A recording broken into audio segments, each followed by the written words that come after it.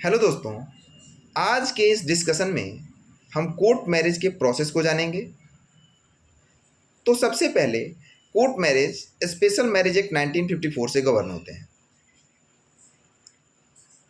Special marriage act 1954 के section 4 में कुछ कंडीशंस दिए गए हैं जिसको पार्टीज़ को फॉलो करने होते हैं। जैसे पार्टीज़ की मिनिमम एज रिक्वायरमेंट होनी चाहिए। जैसे अगर पार्टीज़ मेल है तो मिनिमम एज 21 ईयर्स और अगर फीमेल है तो मिनिमम एज 18 ईयर्स होनी चाहिए।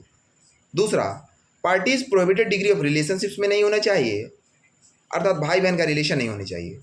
तीसरा, पार्टीज की वैलिड कंसेंट होनी चाहिए। और चौथा, at the time of the marriage neither party has a living spouse.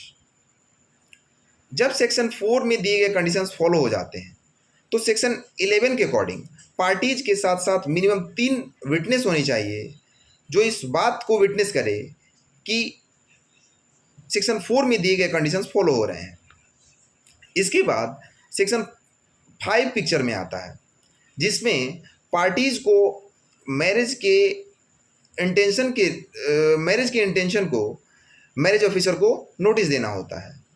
इसके बाद सेक्शन 6 के तहत 30 दिनों के भीतर, अर्थात नोटिस मिलने के 30 दिनों के भीतर मैरिज ऑफिसर उस नोटिस का पब्लिकेशन करता है।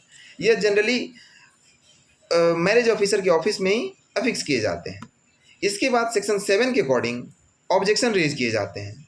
ये ऑब्जेक्शन कोई भी कर सकता है और ऑब्जेक्शन केवल और केवल सेक्शन 4 में दिए गए कंडीशंस पे ही हो सकते हैं।